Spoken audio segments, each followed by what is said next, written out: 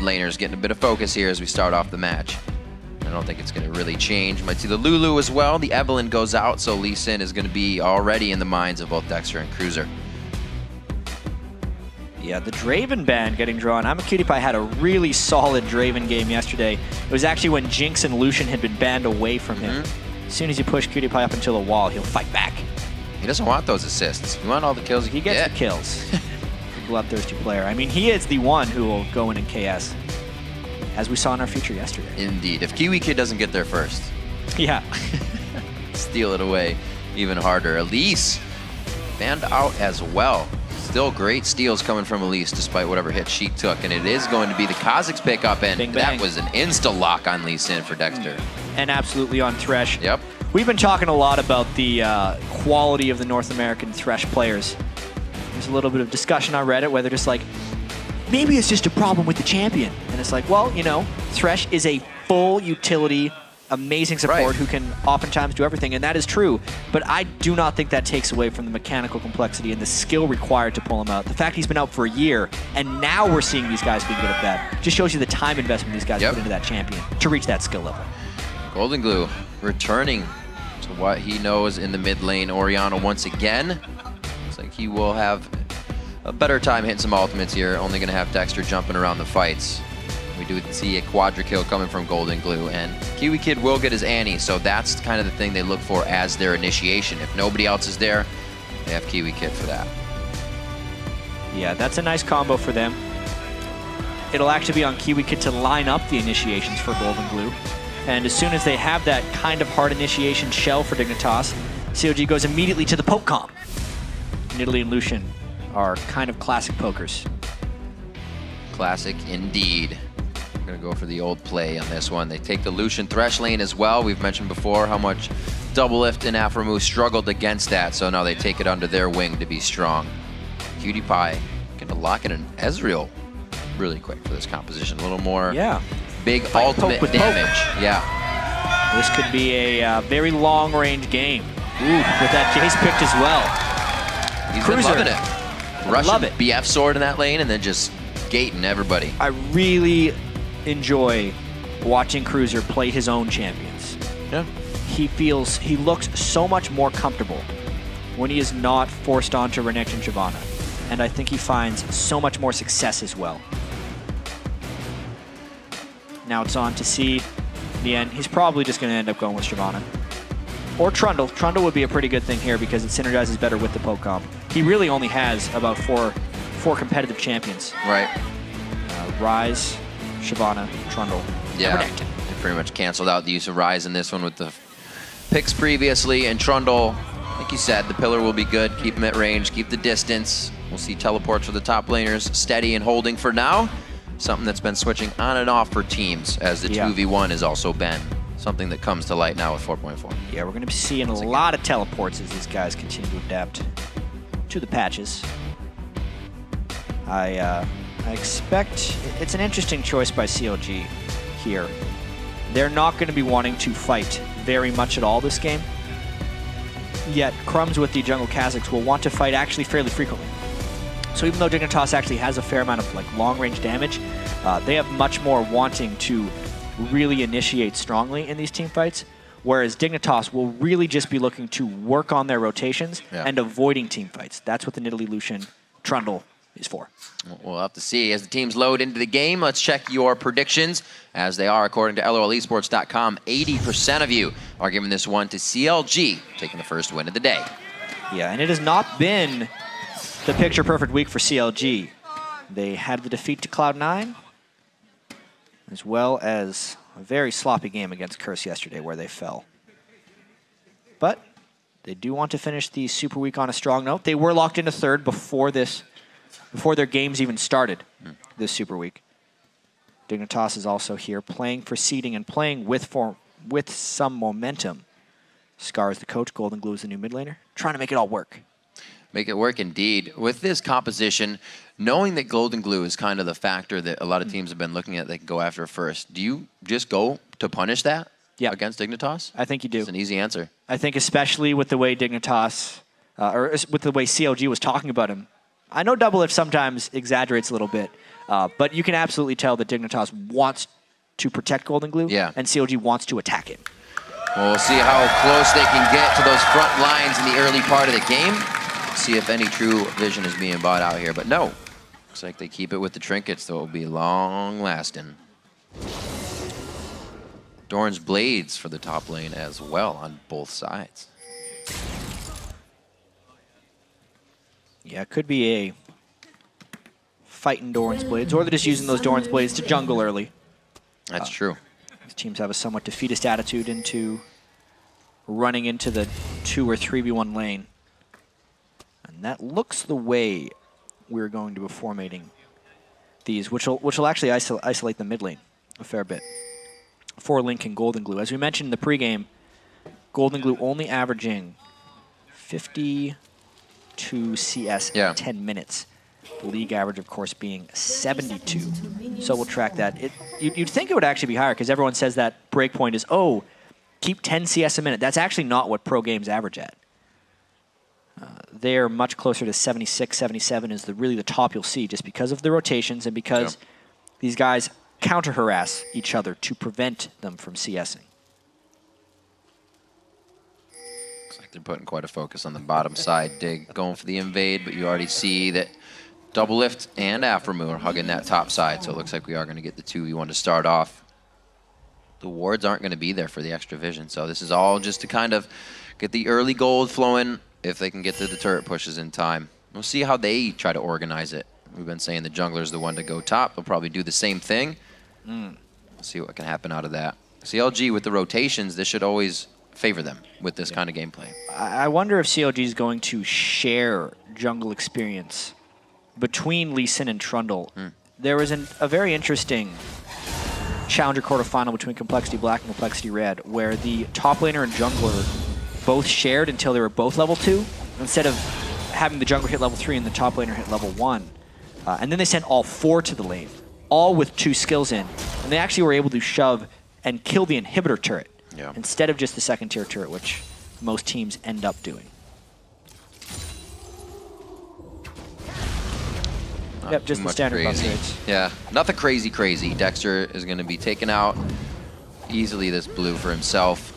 The ward gives them all the coverage they need, and actually see Crumbzz getting himself back into position as well. So the bottom lane pushing in, nothing really coming from both teams in the early part of the game until they get what they want, which is that first and second turret if possible. And then the gold flows, who can work with that gold better is what we're really looking at. Like you said, both teams kind of staving off on the fights. They're going to want to hold this off with hard hats on. So here we go to the side lanes. Let's get the push and go. Ooh, we got a little minion. He was hoping Nien would be a little bit lower than that. Getting things started early. See how GoldeGlue vs. Link does. The lanes are going to be shoving. There's actually it's a 4-man. 4, yep. Being tossed down to the bottom. KiWiKiD level 1, but Cruiser just hitting level 2. They'll shove very quickly here. Cruiser being able to hypercharge. This actually is quite big. No, he didn't even skill up his W. Dignitas could be shoving faster than this right now. Cruiser got his gate and his shock blast instead for the escape in case they get collapsed upon. It would be great to have a Trundle in that top lane with Frozen Domain down getting attack speed, but it looks like they are just going to keep pressuring on without him, so they're trading even on that, even with the armor champion reduction on the top turret damage. So great pushes here, but it's up to that second turret and who can start to rotate out of that. GoldeGlue low on mana as he tries to keep the lane pushed against Link. It looks like he's been landing a few of his own spears. Still only 3 on this. Looking at the bottom turret now, it's already going to be taken down before CLG can get that top one. So Dignitas cruising along. Just the straight up trades. Both teams decided this is what they wanted to do, so that is the way it happened. Just letting it kill minions. Doublelift. And Imaqtpie. Imaqtpie actually isolating the gold for himself there. Got all the local experience, and KiWiKiD is starting his roaming very early, like he likes to. So we do see Nien is level 3, so I don't think he's going to be meeting anybody soon. So the level discrepancy between Cruiser and him shouldn't affect too much. The party indeed does look like Dexter invited too many friends. Get some airmail there from Link on the backside, almost coming up with first blood as Counter Logic Gaming rotates everybody through the jungle of Dignitas instead of backing after the second tier turret. Yeah, like we thought in Champ Select, this is a very rotation-heavy game for CLG. They're just practicing the crispness. There's a flash, burning another one. This is crazy. When we see other teams doing this right after that bottom second tier is taken, so is Dragon, but CLG has fast rotated from top lane, and now it's theirs. Preventing the Dragon play right there. It's very low levels right now, so the Dragon does a substantial amount of damage. And this could be an interesting little dancer. Neither team should really be starting this Dragon because it would mean defeat. CLG has not had the chance to go back and spend this turret gold that they got. We have KiWiKiD with the Scepter coming back into lane, so there's a little bit more damage coming in from Dig on this fight. But like we said, the levels are so low. It's going to be all about this push. 4 men in the bottom, Link trying to hold mid, and it looks like KiWiKiD level 2. He just blew his flash on the hook. He's going to be in the wrong spot at the right time for CLG. First blood. CLG moves faster, and they are not afraid to turret dive 4v2. They made sure to get so many wards in before they even tried for that Dragon. Behind red buff is what got KiWiKiD killed there, and they're still trying to put the pressure on. KiWiKiD needs to at least get in range for that experience, but he cannot. GoldeGlue also getting pushed out of mid lane since nobody else is there to help him, and he eats one to the face from Link. Just destroys him, hits level 6 first, and just starts pouncing around. You don't usually see solo kills right there, but you could tell GoldeGlue, with the flash being burned prior, and also going Ignite on Orianna. A lot of Orianna's go barrier, does not have the defensive capabilities to stop that one. CLG just starting pandemonium there. Nien also coming in for it. He knows Kiwi's too. He thought about that for a second, and then they just reassessed the fight and said, we are still on top of this one. Just doing out the pillar to give KiWiKiD a little more harass and trouble in his ways. They're going to be back out. KiWiKiD does have the sight stone, so this proves good for Dig. This can hopefully stop CLG always getting into their base. Now the CLG has to back. A little breathing room for Dig, but that was bad. Yeah, that was very bad for them. CLG picked up many advantages off that. You can see this huge amount of wards that CLG just picked up. 4 pinks this early on in the game. Because all the early turrets have been taken down, the vision control becomes even more important, and it will be very difficult for Dignitas to control these things since they are using their flashes pretty much as they come up again. And they're still under-leveled, and the one lane that wasn't getting super rotated on died 1v1. And CLG is almost getting advantages out of this since Dragon didn't take it down. They can pressure more. Dig may not even be able to formulate onto this, so CLG giving themselves more advantages from everything they've already done. There's a nice spear going over. Link's going to be pushing that mid lane back into GoldeGlue. I always like seeing Nidalee players jump away after they throw spears to try and increase the max distance. That's how the Nidalee spear used to work, is it would calculate the damage from when the spear hit to the current location of Nidalee. Now it calculates from the start of the spear throw, but players still do it anyway. CLG gets this Dragon because of their superior rotations. Old habits die hard. Ooh, trying to get one on that. We've got 2 levels on GoldeGlue right now. Trying to do that switch fast Cougar javelin throw. Still kind of hides it a bit. Ooh, both just missing off the side of the Wraith. They want the big one. You're going to try to get it. Link gets in there. They know they can toy with that extra few feet of danger. Nothing can really hurt them right now, being so far up. And now that Dexter's on Lee Sin, he can kind of roam right here between red and go to bottom or back to Link if he needs help. God, so many resources just for Dignitas to stop a red invasion. Whoa. So many. They took a decent amount of poke, but the blue buff on Nidalee keeps them going. All the while this is happening, COD's actually pushing them back with fewer people. Nien is off having a blast on Trundle. He's got himself some green shoes. Went back and got some Ninja Tabis for himself. War fight. Aphromoo not even level 6 yet, and Crumbzz is. You can see how he's pushing him out. Level 3. Exactly. Aphromoo is not level 6, but KiWiKiD's not level 4. That's an even bigger problem right there. Dignitas absolutely dominating. Look at all those pink wards that they have used to push through onto Dignitas. And then a teleport to keep the minion alive. They are going all out on objectives. Do not care about kills. Gonna get this turret. Sending 4 people to that push lane. Definitely soaked up a little more experience than what CLG got out of their 3 push. Everybody's a little more healthy as well. The movements have 4 pink wards now down on that bottom side of the map. And another kill coming in on a GoldeGlue. That's a flash. I don't think he's getting out of this one. Nien puts himself in the fray. Dexter's in there as well. Still has his ultimate that gets used. Oh my gosh, KiWiKiD still level 3, takes almost all of his health from 1 javelin. That wasn't even max range. Riv, this is a CLG team on a mission. They were not happy about their 2 losses thus far in Super Week, and they have cleaned it up overnight. Up pretty much 5,000 gold after this turret goes down, not giving Dignitas an inch. Exactly 10 minutes in the game, and they start on the mid turret. That first tier is going to be broken out, and the map is now opened up for CLG to roam even that much more. But now we got Nien in the party. His teleport's down, so he's going to stay with this. They're going to take down even that much more until he goes back to the top lane for the split push. This might be much. Yeah, and this might be some kind of record for how long into the game do you stay level 3. KiWiKiD was level 3 at 9 minutes a couple days ago, but it is 10.5 minutes, and CLG has not allowed him to get even to level 4. He can't get close there either. Level 4 comes in, it's not going to help him. He still goes for the flash!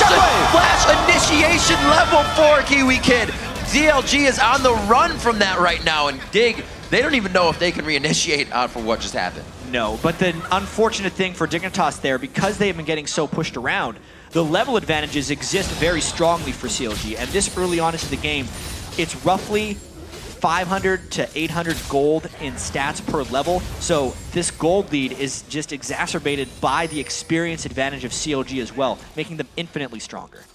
KiWiKiD just going off the rail there. Keeps himself safe though. Did not go down for being level 4 to pretty much right now half of the levels that Link is. So you just imagine how much damage he's going to receive on the first attack. 5,000 gold in that lead. CLG thinks that that wasn't too much of what should really be happening, and they go ahead and get a nice strong push on mid lane as Nien returns to top. Yeah, and Nien just living off his teleport. You can see CLG backing as a unit. One of the most difficult things to do for teams as they try and work towards a stronger team play and rotational game is just the times at which you back. Because everyone gets into habits of wanting to back as soon as they can buy items, but you lose a lot of map pressure as soon as even one person backs. So they were going to lose the map pressure anyway. Everyone backed at once, and they're trying to make it back before this turret goes down as a cohesive unit. CLG played that situation perfectly. They didn't even go back after they got the first 2 turrets that helped them to really control the map altogether. They do lose mid with the perseverance of Dignitas wanting that mid turret, and good on Dig for that flash initiation, giving them some ground, but they gotta be careful. They don't have much ground to work with. That's a very painful spear. You could see Link actually going for his Sorcerer's Shoes before finishing his Athene's Unholy Grail because he wants those spears to hit even harder. It's unthinkable for Dignitas to build magic resistance this early, which is why those spears are hitting so hard. Nien's gonna be back in the top lane, but no, actually he stays. I was gonna say his teleport should be coming up if he's doing that, but it looks like he's just waiting for the rest of the team. They get a call that even though we've warded everything in the bottom, we're gonna start working the top side now. We'll let Doublelift go ahead and push that out. Yeah, and with the way CLG is playing, it's going to be really tough for Dignitas to come back here. No man on Cruiser. Played back. Kick back. Doing what he can. 3v1 situation. He knew he was down. CLG is putting the pieces in place to always get something out of nothing, really. It was just Nien staring Cruiser in the face there. Yeah, and this is the... As you saw when the fog was toggled there, there's no vision anywhere, even within Dignitas' own jungle, which meant this was a big surprise. Aphromoo does get the flay, which was enough to get Dexter in range for the kick. And they could use all those resources because Dignitas had no map pressure elsewhere. Another nice move by them. Definitely the kind of play CLG needs to have in the playoffs. It's the first time we've actually seen a team on the 2v1 go straight to Dragon, so a little bit of adaptation there on what we've been seeing. Especially red side 2v1. Right, They took the 2 turrets and then they were still able to control the Dragon. Which was quite impressive. They'll be getting another one for themselves here, racking up even more gold to the team. You can see 151 going over to Link, multiply that out. 24,000 now to 18.1. The little minion just saving that off. You could tell Imaqtpie knew there were steals coming. That's why he tried to do as much damage as possible. Actually, he has to use his ultimate just to nuke down the red buff before a potential steal could come in. He does secure it, but that means the Ezreal ult isn't up to clear waves. He's also far behind on damage. A stacking Bloodthirster for Doublelift now. No Sheen even. KiWiKiD is trying to get a little bit of HP out of the Phage, that movement speed to keep him safe. Hopefully the red buff can trigger some fights here if KiWiKiD now with Tibbers up, Flash just on the edge of coming up, can initiate a good fight for the team. We're still looking for a kill from Dignitas here. And 5 kills on the side of CLG as given them a lot of map. We see them do this all the time. High structures, low kills. This actually reminds me of a very early on in the season game by CLG, when they actually had Hotshot and they were playing against Curse. They had a 4-0 game against them. It was pretty much all rotation heavy. This is pretty crazy. No one is level 9 even. They're going to need all 5 to get this Baron down. Nien better be huge. Yeah, this is actually a real danger if Dignitas collapses on them, which they are. They got spotted a little bit. Dignitas does not have vision on the map, but when you don't see anybody in the lanes, they're only at one spot. It does go to Dexter. They should be able to turn on this fight, all 5 of them. Nien getting the command shockwave, and they should be able to organize. KiWiKiD now to get himself in some mystic shots as they just fight on Tibbers after finding him. It looks like they're safe on Baron. Dignitas very just hesitant on anything they're doing. Well, that was a little bit too close for comfort for CLG as well. And Dignitas' hesitation of going towards there was well warranted, considering their abysmal ward control throughout this game, because CLG has been dominating them in vision. But their senses were correct there for Dignitas to check the Baron. It's just Crumbzz couldn't get in there for a steal. He's not even level 11 yet. Those jumps are very baby-like on Kha'Zix before he has the evolution. I do not blame Crumbzz for missing that one. Stubbed his toe a little bit there.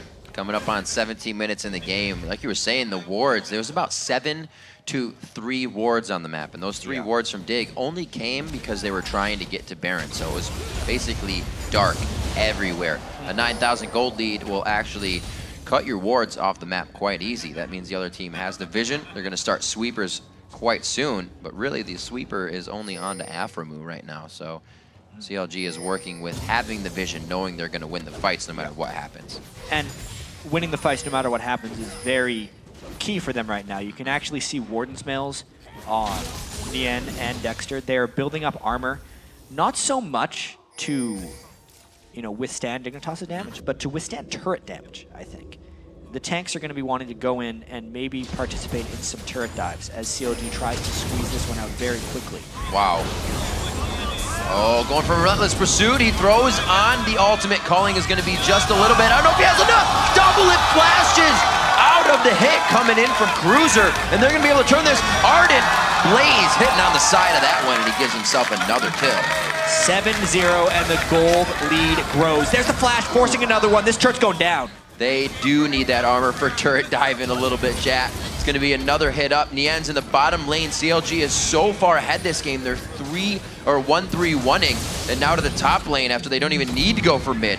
7-0 in kills. They have a shutout on that, and they look to take an inhibitor turret without Dignitas responding. They're kind of just walking around in their base. CLG is on pace for a flawless victory here. 7 kills to 0, and they are just everywhere when compared to Dignitas. And once they have a lead of this magnitude, they can keep taking larger and larger risks. That's why they're all still in front of the base. They want more. Still going very hard onto this. Doublelift not even having a chance to go back and finish the pieces of his Triforce. CLG probably has quite a bit of money they're working with right now, but can't even, they just want to get these structures down because they know they have that advantage. This is almost like the point of going back and wanting to buy, but they know they can get so much more even without it. Exactly, they want to buy because they're actually collectively sitting on about 6,600 gold right now. Jeez. But the pressure they would lose is a little bit more than that, which is why they're sticking around and trying to get as many advantages off of the rest of this Baron buff before they go back and shop. If they go back and shop now, the rest of the Baron buff would decay and they wouldn't get use out of it. Right now, the gold in their pockets is made up for by the gold value of that Baron buff. Well, looking for another inhibitor in the end. Pretty much uncontested on this bottom side because they have to focus with all of their members. Even 2 resources being pulled off just for 1 every time. The numbers are in favor of Counter Logic Gaming. Even if Dignitas brings more to the fight, KiWiKiD gets 1 hit onto Doublelift. He's barrier and flashes down for the previous engagement. Gets himself a little too close there. CLG is going to have to back off for a second, but all the meanwhile, inhibitor number 2 goes down. It did cost Doublelift his life because he burned his flash and barrier in the previous engagement, but look at this. The destruction continues. 9 turrets, and this could be the 3rd inhibitor sub 20 minutes. This could be grounds for a 20-minute surrender if Dignitas doesn't want to withstand this push. Well, it looks like they're going to have to do what they can to put up the last bit of Riot Shield as CLG is not leaving the base, even with Baron off and a Doublelift down. Spear's still coming out from Link. Good disengage from the pillar of Nien. They're really not worried about what Dig can bring to the table. They don't have a Talisman of Ascension yet. They're only working off of home guards, and not even everybody has those. You can see how far behind Dignitas is. They're really just getting started with their builds, while CLG is getting ready to finish the game. This back was just CLG putting a line of how far they were willing to push their limits here. They probably could have stuck around and then tried to push once the 3 waves of super minions arrived at the base, but because they were collectively sitting on about 8,000 gold, they decided to shop. The death cap is rather important at this point in the game. I mean, just, this is an 11,000 gold lead at 20 minutes. It's too much for Dignitas to realistically handle. CLG should just be able to push this in with 3 waves of super minions. And, I mean, just the super minions, even without CLG people there, is a full-time job for Dignitas to keep back right now, because they don't have the items required to clear these monstrous minions pushing into their base. CLG looking to end the game here. Fastest. Look at how hard it is for them to kill one. The auras work on each other for the super minions, so when there's 2 of them up, they are even stronger. And now when they all come together, these turrets are toast. Damage is already on to the Nexus. Dignitas doing the rest that they can as KiWiKiD takes just about all of his HP. Gets a shield and the barrier down. The kick did not kill him, or would not have killed him. The Nexus turret falls. The Nexus is going to go down, and CLG looks to win the fastest game of the North American Spring Split in 2014. They're going for the kills, though. They're letting the minions do the work. They're going to be able to get these kills 9-1. The Nexus falls at 21-35. Our fastest game of the split. Yeah, that's one way to finish the regular season for CLG. They are completely back to their rotational gameplay. The scrims are over. It's serious time right here for CLG, and they obliterated Dignitas from the very start, playing the 2v1s. Even if others say it's impossible to, or disadvantageous to play from the red side, CLG made it an advantage. They rotated faster towards the mid lane, they controlled Dignitas off the dragon, and they secured every objective with vision control in this game. That was absolutely crazy. Counterlogic Gaming flipping a switch, as we said, to get the quickest game of the spring split. Previously, it was Dignitas versus Team Solo Mid at 22:48, just about a minute away. That was a fast